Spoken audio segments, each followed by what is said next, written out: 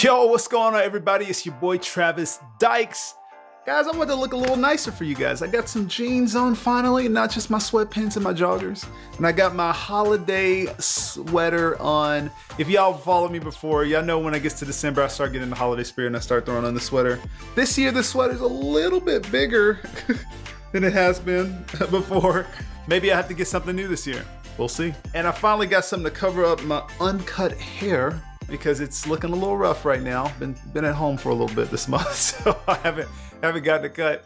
But anyways, on today's episode of Show Me That, we're going over Joe Cleveland's intro and body video. But this video, I haven't seen anybody do anything on this video, and I was just like, man, this video had inspired me so much and changed the way I thought about licks, especially this 40 to 45 second clip that we're gonna be going over today. As you know, if you go to my Patreon, you can get my loops, tracks, and tabs for any of my Show Me That episodes. But here recently, I just launched something new where you guys could have one-on-one private online lessons with me. And there's only gonna be 10 slots per month, and it's a 1-hour lesson. If you're interested in that and you wanna jump in before it all gets filled up each month, go ahead and head to my Patreon page where you can find all the details listed there. So without further ado, why don't you grab your bass and we'll jump into the lesson.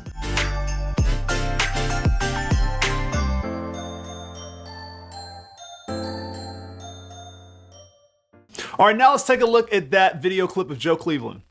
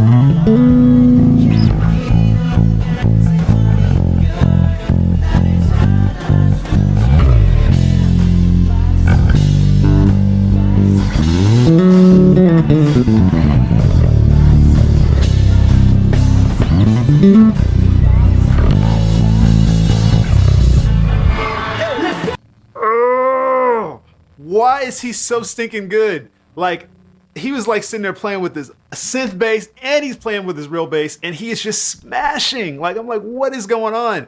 So now the first part we want to tackle is the groove. There's two grooves that he's essentially doing, or two progressions that he's doing. The first one, when we come into it, I think it's the verse. I'm not really sure. And so we're in the key of A major. Okay, it's just this bass line, like the 1, flat 7, 6, flat 6, flat 7, 1. All right, and that is the whole first progression. And that's where he does those first licks off of. And then the next progression he's playing is flat 6, flat 7, 4. And then after that, he goes into some kind of like alternate line down, which is gonna be the flat 3, 2, and the 1, okay?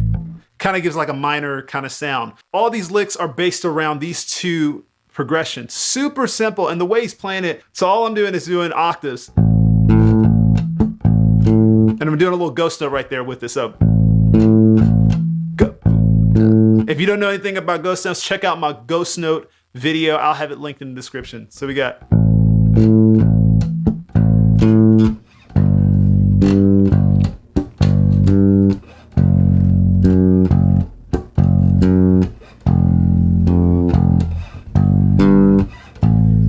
And that's pretty much it for that first progression. Super simple, super easy. and you could just jam on that forever. All right, now the second one is even easier because all you're doing is doing whole notes. And so you can think about the timing as like 1, 2, 3, 4, and 1, 2, 3, 4, and 1, 2, 3, 4, and 1, 2, 3, 4, and 1, 2, 3, 4, 1, 2, 3, 4, 1, 2, 3, 4, and that is the first two progressions. All right. There's no way that we're this far into the video and you haven't liked it already. Hopefully you go ahead and do that right now before we jump right back into the lesson. All right, now let's take a look at these licks, which I've kind of wound them down to 4 licks that we're gonna learn today. So the first lick's gonna be this right here, where he does this little. And what this is a little bit unorthodox for most bass players if you're playing in key. So what he's doing is it's kind of a little bit unorthodox.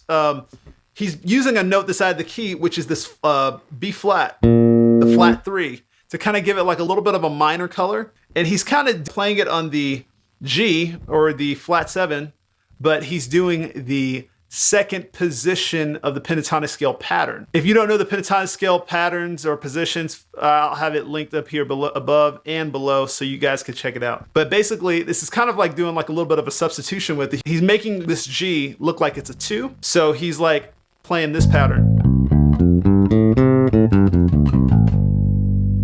which is a little bit unorthodox, okay? It's got a little bit of a different sound, but when he uses that with that B flat, it kind of works with the melody. So he's like, so let me show you how he does that. There's actually 3 notes in this particular pentatonic scale pattern that he's kind of substituting right here, which is the flat 6 not in the key, flat 7 is not in the key, and this B flat, this flat 3 is not in the key. But the thing is that the flat 6 and flat 7 are in the groove, and so that's the reason why it works. So the first part of this lick is going to be flat 6, flat 7, flat 3, flat 7, and then 2. So you got this. And then right after that, he goes.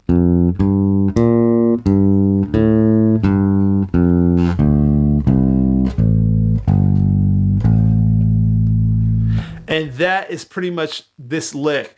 And really, when he does it, it's like really in the moment. So it's like.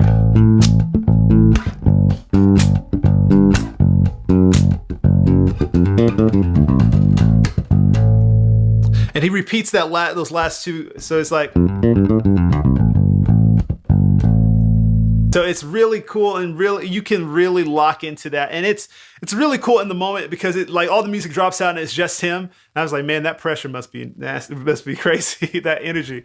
But it is super cool. So this is the first lick. Now lick 2, I'm not even gonna lie, it had me doing some major stank faces. I was like, what is happening? What is this? Really, what it is a chord. He just did a chord that was in a really unique, cool way. This is gonna be kind of doing a lot of this, a bit of the second progression, kind of mixing with the third. He's just doing this little pulse. He's doing 1,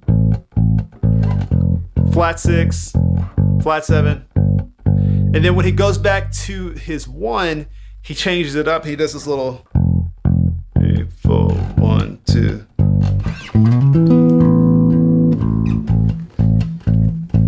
And all he's doing is really actually quite simple, but doing it in the moment, I was just really shocked that he was able to just lock this one in the moment. So all it is we're going way up here to our A string on the 12th fret where the our 1 is, and we're just doing 1, 2, 3. That's all we're starting off with. And then right after that, he's breaking out into like a 3 minor 7 chord. Okay, which would be like a D flat minor 7. But what he's doing, instead of keeping that D flat note, he changes it to an A. You get that sound, okay? So watch this. So we got 1, 2, 3, and then he goes to that 5 and 2. Then he plays the A string open. And what this chord is, you could do it like this too. It's kind of like a 9 chord, but it's almost like a rootless chord because it doesn't have a It doesn't indicate if it's a major or a minor. It just has a 5, a 5th, which when you have a 5th, it could be done with a major or minor chord because both have 5ths in them. But what makes this sound a little bit more major is when he goes to that 3 leading up to it. So like, so that's the indicator of the major. That's the reason why it sounds major. And then he goes to this, which is kind of an open. So it makes it almost sound like A major 9. And so all he's doing is you play this and then you slide up, hammer on, and play those 2 and hit the A string open. Doing this in the moment, I would just take my time with this, take it slow, because I will say this one is a little bit, probably one of the most trickiest ones because of how quick you have to do it. And just remember when you're playing to let these 2 notes ring out while you're playing the A, or you won't get that effect. All right, now lick 3 is going to be using that second progression that we talked about where it's like flat 6, flat 7, 4, 4, and then flat 3, 2, 1. So it goes like this.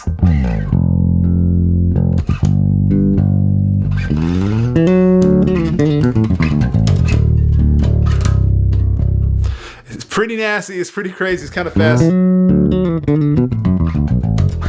What's crazy is that it's all pentatonic, essentially. The way it starts off, he slides in on this D string, D, and then like hammers on in the G string. So when he gets here, he hammers on. So sliding D string and then hammers on right there on the G string. And what he's doing is he's doing thirds just like you would if you did this, you know, like a normal like third. But basically he's just doing it with an open string. Super cool, and it gives it like a different sound. So he's doing, and then he's playing this D right here open, like that. So you get this really cool sound. You got, okay. And that's how he starts off the lick. And that just, man, it just takes to another level. And what he's doing is because we're going to a D, he's playing that third and it makes it more of a major sound. It makes the chord come out even more. The way his mind is thinking right here is that he's in the key of D, because when he does this, it kind of puts you in D, that D major territory. So he's thinking about his D major pentatonic scale. And then it's gonna go in a little trill, so. And then after that, if you've watched my how to master the pentatonic scale, he's literally using the extended pentatonic scale.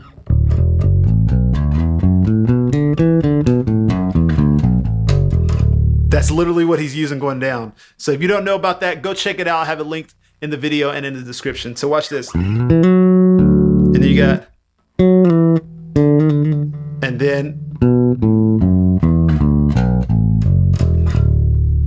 just that extended pentatonic scale. I'm not gonna go through every note with you because it's really, I want you to know that pentatonic position. So I want you to take your time with that and make sure you get it in the right time, and then we can move on to the next one. All right, now the last lick of this whole gambit of licks. Oh my gosh, this is a lot. It's gonna be just this little quick one at the very end. So he plays that little, the third lick like that. 1, 2, 3, 4.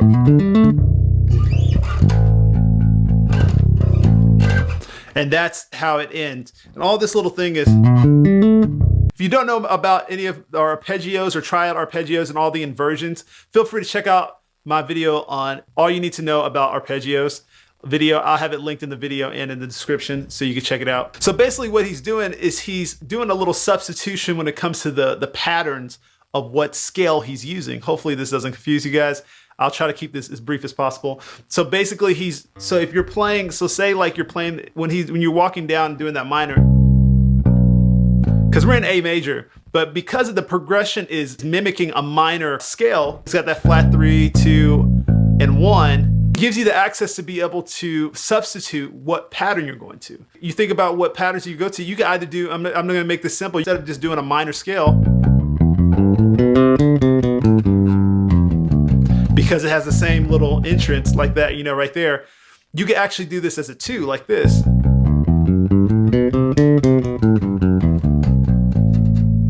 Okay? Because of that, he's thinking, his mind changes. Instead of thinking that this is like a minor, because usually when you think about a minor, you think about it as the 6, you know, the relative minor of whatever key. the way he's thinking about it is he's thinking about it, oh, I'm gonna think about it as a G. Like I'm in G and thinking about it as a 2. Like this pattern, you know? Hopefully I don't lose, hopefully I didn't lose you guys. Hopefully I got this. More of my advanced people, y'all probably understand this a little bit more. And if you don't, feel free, really reach out to me and I can break this down in even more detail. Basically what he's doing, he's thinking about in the key of G major, and he's playing the first inversion of the G major arpeggio like this. Okay, that's all he's really playing, and he's just adding the 1 to it. So it's like, we'll take it up an octave to where it's like this. And that's the reason why it's got that really cool color, because he's playing it out of key and he's playing it like it's in another key, but it has, putting that A in there makes it sound like it's still like in the key A. And what he does when it comes to the timing is he kind of delays and kind of pushes the note back by doing this lick, which kind of makes the lick stand out even more. So it's like 1, 2, 3, 4. And all I'm doing is playing, and then I'm doing a ghost note and then hitting the B string open. 1, 2, 3, 4. And then the last little part, very little part of this, after learning all these licks, after it goes to that B, goes back to the 1. And all that is just flat 3, 2, and 1. You can even do it for right here.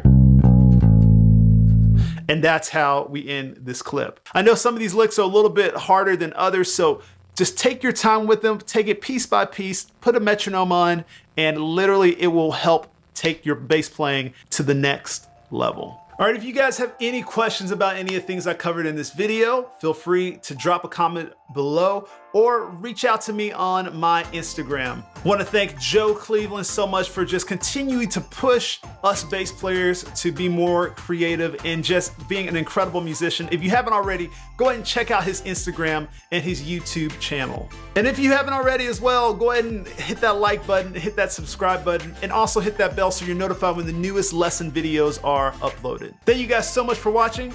I'll see you next time.